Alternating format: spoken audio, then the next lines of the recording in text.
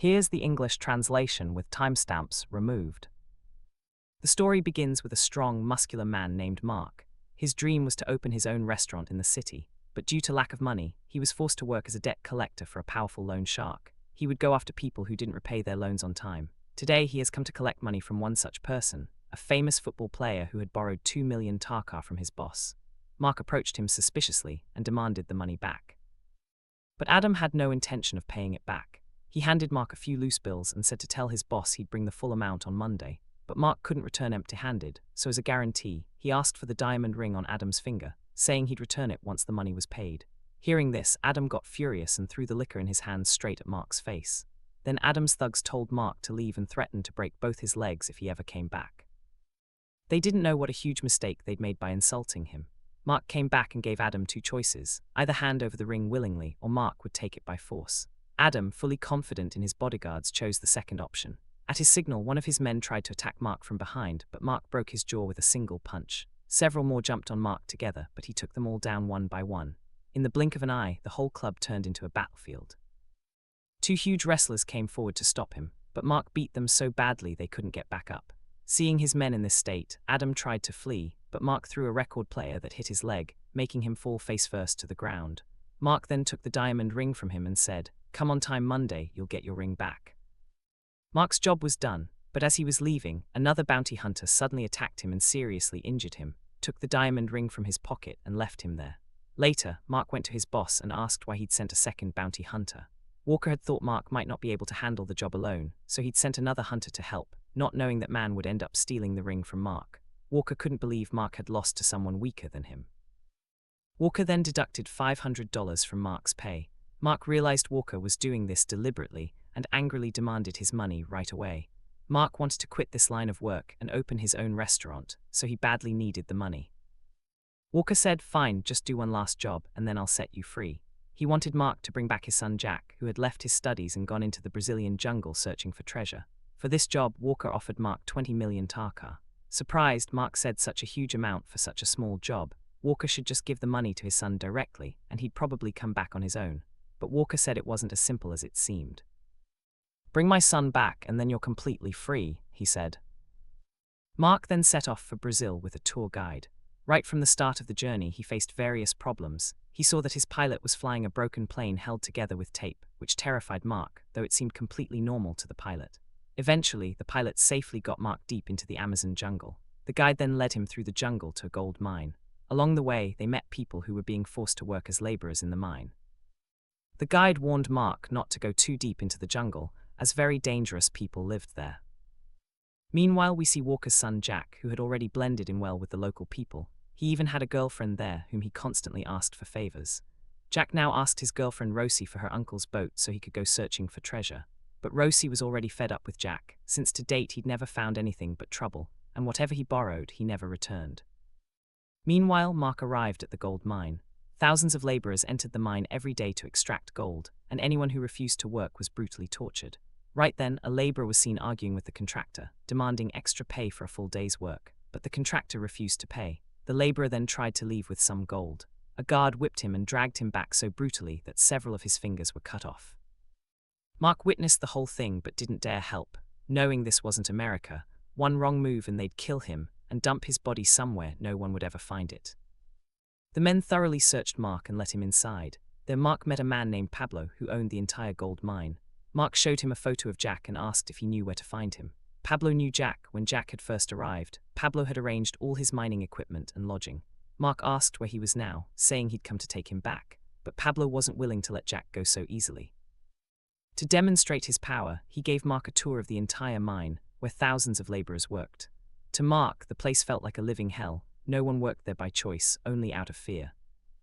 But Pablo's outlook was completely different. He said that when a bride wears a gold ring or a businessman proudly touches his gold Rolex, he feels good too. Someone has to make sacrifices for others to feel beautiful, and it's these laborers making that sacrifice. My job is just to oversee them. The way he tortured the poor workers showed he had no humanity left in him. Still, Mark wasn't afraid of him and remained firm on taking Jack. Pablo didn't want to harm a fellow countryman, so he eventually agreed, but demanded 2 million taka in exchange. Mark paid it, and Pablo went off to find Jack. Mark learned Jack often visited a certain club. so he went to Rosie and asked if she knew where to find an American he was looking for. Before Mark could finish speaking, Jack himself appeared. Mark hadn't imagined finding him would be this easy. As before, he gave Jack two choices: calmly get into the jeep so they could return to America without trouble, no bloodshed, no problems. When Jack learned Mark had come to take him back to his father, his face turned pale. He asked if there was a third option. Mark replied he never gives anyone a third option. Jack refused to go back and suddenly attacked Mark, trying to flee, but Mark caught him instantly. Just as he was leaving with Jack, Pablo showed up. Pablo's presence was so feared that the entire club emptied out the moment he appeared.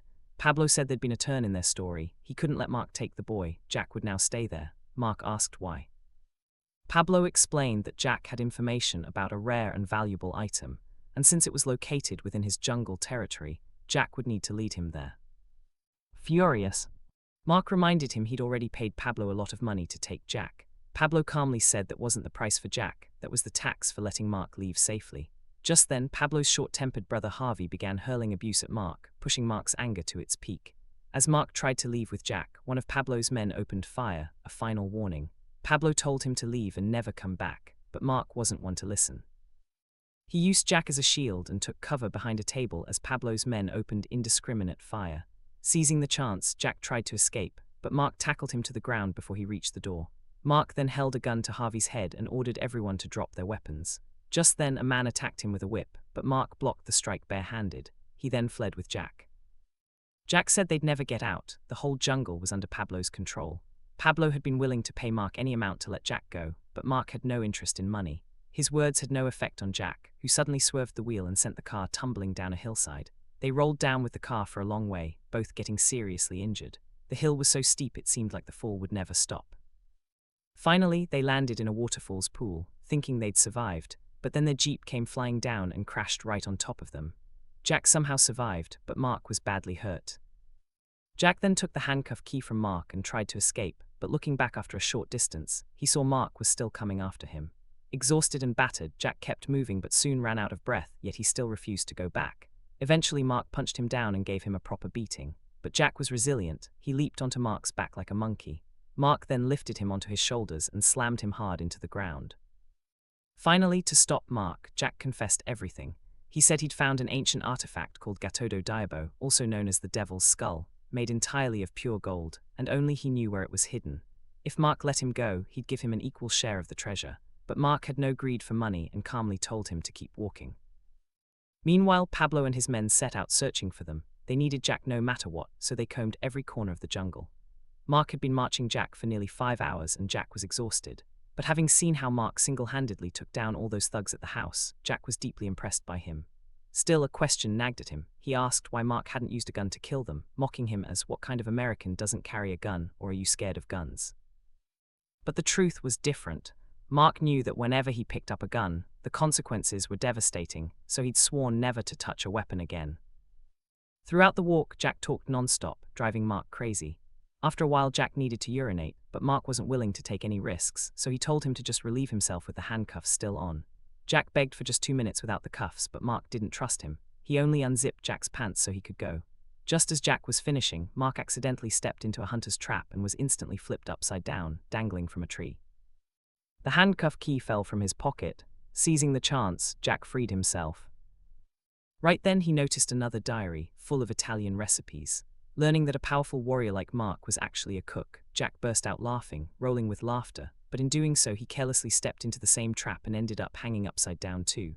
Mark slapped him hard and took his diary back. Now they faced one problem: how to get out of there. While hanging, Mark grabbed hold of a nearby tree branch. Before they could figure anything out, a troop of monkeys attacked them, jumping straight onto Mark's face and harassing him. Just then, someone fired a shot into the air, scaring the monkeys away. At first they thought the man might help them, but instead he tied them up and took them to his tribal people. Jack understood their language, but instead of helping Mark, he tried to get him into even more trouble, telling Mark to just keep staring into their eyes since these were somewhat crazy people. Jack told Mark, "Whatever happens, don't look down, keep eye contact." Mark did exactly that, not realizing Jack was actually provoking the tribe, telling them the man beside him had been sent by Pablo to kill them all. Hearing this, everyone drew their weapons. Mark sensed something had gone wrong, but he was completely helpless in that moment. Jack then said Mark would now have to fight them, or they'd both be killed. They freed Mark's hands. Mark didn't want to fight anyone and tried to calmly explain things to everyone. But just then, a warrior charged in and landed such a powerful punch that Mark fell flat on his face. The man was only about 5 feet tall, but his speed and skill were extraordinary. Even a giant like Mark couldn't hold up against him for long. The small man kept lifting and throwing Mark around. Jack found this hugely entertaining and instead of running away, stood and watched the whole fight, enjoying it. A few more men soon surrounded Mark from all sides and threw him several feet into the air. He crashed down hard and everyone thought the fight was over. As they celebrated their victory, Mark suddenly got back up, this time furious. In moments, he brutally took them all down one by one, throwing a burning torch at one man's head and beating the rest with a bamboo stick. He could have killed them all, but he spared their lives. Instead of repaying his mercy, they attacked him again. Just as they were about to finish him off, Rosie showed up, revealing she was also part of this rebel group. Jack was devastated to realize that all this time, Rosie's affection and acceptance of him had been pure pretense for her own purposes. Mark asked Rosie why they were doing this. She answered that the local people worked an hour for pay worth just 6 taka. Pablo treated them like slaves, often not even paying their due wages. So they wanted to end this slavery. Rosie then had a few of her companions escort Mark safely to the airport. But Mark's only goal was to bring Jack back. He wouldn't leave without him. As they argued about this, a rebel standing beside them was suddenly shot and fell to the ground. Pablo had found them, and his men opened fire everywhere. Jack tried to escape again in the chaos, but Mark emerged from cover and punched him unconscious. Pablo's men killed the rebels one by one, but once again Jack managed to slip away from Mark. Devastated by her comrades' deaths, Rosie broke down, facing Pablo. Without them felt as impossible as standing against a storm with just an umbrella. In his rage, Pablo was about to shoot Jack, but Mark stopped him, telling them both to calm down. They then struck a new deal. Jack would lead them to the treasure, and Rosie would help them get safely out of the jungle, so both Mark and Rosie could achieve their goals, while Jack, having no other choice, had to go along with the plan. The three of them crossed the dense jungle and reached a mountain, where Jack pulled out his map and followed it to a waterfall. He said the treasure was hidden exactly there, but to reach it, they'd have to dive into the waterfall's pool. After swimming for a long time, they found a cave behind the falls. Jack had already read that the treasure was hidden inside. He lit a lighter for light, but the methane gas trapped in the cave triggered a massive explosion. They barely survived. Going deeper, they found a path leading straight to the treasure, lined with wooden support beams holding up the massive rock ceiling above. When they tried to move one beam, huge rocks began crashing down from above. Jack immediately realized this was a trap set to protect the treasure. He then spotted mysterious markings on the ground, a kind of puzzle that had to be solved to reach the treasure safely. Using his sharp mind, Jack solved it easily, realizing only the pillar beneath the remaining markings needed to be moved to open a brief window to advance safely. Jack's solution worked and they slowly moved forward. The treasure was now within arm's reach. As they removed the final pillar, the treasure, hidden for centuries, appeared before Jack's eyes. After all that struggle, they'd finally achieved their goal and it felt almost unbelievable. Jack began celebrating his success, but just then their time ran out and the massive rocks in the cave began collapsing one after another. Just before being crushed, the three of them managed to escape the cave. After years of hard work, Jack had finally found the treasure, but he had no intention of selling it. He decided to donate this priceless artifact to a museum so people around the world could see it. But Rosie had other plans. She offered them a fruit to eat. Shortly after eating it, they began experiencing strange hallucinations. The fruit's toxins slowly numbed their bodies. Seizing the opportunity, Rosie fled with the treasure.